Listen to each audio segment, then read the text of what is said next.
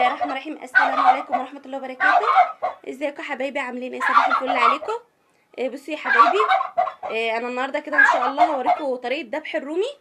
هما 2 بس انا مسكت واحده، بس انا حبيت اعرفكم بس ان انا ذبحت 2 فاتبقى 2. انا دوت الذكر ومسكت واحده تانية.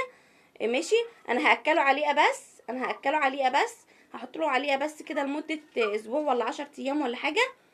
مش هاكله عيش ولا حاجه عشان يكبر معايا اكبر من كده، بس هذبحه يعني بحيث ان انا هنضف الاوضه دي وهدخل فيها الفراخ اللي هي الساسو دي، هدخلها فيها وهخلي الابيض في الاوضه التانية.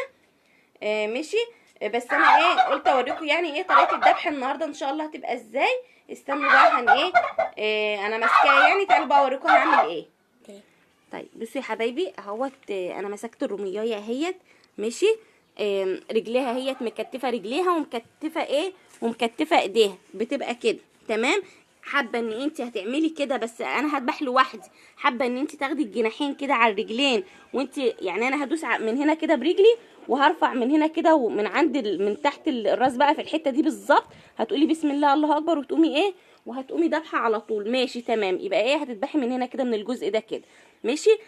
ده انا بذبح لوحدي، محدش بيمسك معايا. طيب لو هو بقى كبير خالص، لو عندك الديك الرومي كبير قوي يعني، لان ساعات بيوصل لاحجام كبيره فما بتعرفيش ان انت تتحكمي في ان انت تمسكيه، فهتعملي ايه بقى؟ هتقومي جايباه وجايبه رجل لوحدها كده ورجل لوحدها كده وبرجلي هنا بقى هتمسكي وبالرجل هنا هتمسكي، هتفتحي يعني هتفتحي الجناحات دي كده والجناحات دي كده اهي، بصوا كده مع بعض، وهتدوسي على الرجل دي كده لوحدها والرجل دي كده لوحدها من هنا كده ومن هنا كده. ماشي. وهتقومي بقى انت ماسكه من هنا كده وتقومي وهتقومي ذبحه، يعني هتفتحي الرجل مع الجناح ورجل مع الجناح كده. ماشي. وهتدوسي كده بالراحه وهتقومي رافعه كده وهتقومي ذبحه من هنا كده من الحته دي من الجزء ده لو كبير قوي معاكي الديك الرومي. ماشي.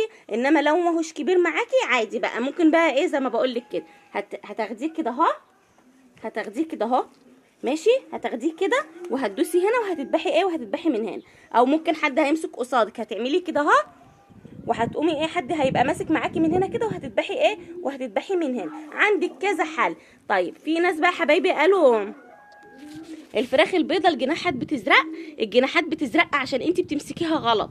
الفراخ البيضه ما تمسكيهاش كده، بصي ما تمسكيش الفراخ البيضه كده، دي كده غلط، دي كده ان انت مسكتك دي كده بتزرقي الجناحات معاكي من هنا.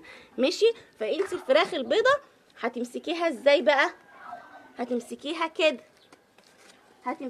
كده. ماشي. هتضم الجناحات لازم تبقى مضمومه مع بعض كده بالمنظر ده كده اهو. بصوا اهو بتبقى كده، ما تخليش الفرخ الابيض الجناحات بتاعته مفتوحه ابدا. ماشي يا حبايبي، تخليها كده على طول. ماشي.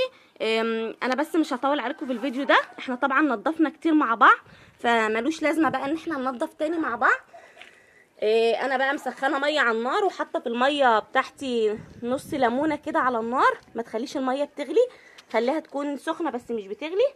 ماشي يا حبايبي. وبرده كانت ناس بتسالني جلد الفراخ البيضه بتتهرى معاكي، ما تغليش الميه، ما تخليش الميه بتغلي، خليها سخنه بس مش بتغلي. ماشي. ولو غلت معاكي زوديها ميه من الحنفيه، وبرده نص الليمونه كده في الميه علشان الجلد ما يتهريش معاكي. انا كنت مصوره فيديوهات ياما عن التنظيف والكلام من ده، اللي حابب يا حبايبي يخش يشوف برده يشوف يعني انا كنت بعمل ايه في التنظيف. فانا مش هنضف ده معاكم عشان انا نضفت كتير يعني انا نضفت كتير معاكم، فمش حابه بس ان انا اعيد الفيديوهات تاني. ماشي يا حبايبي. والسلام عليكم ورحمه الله وبركاته.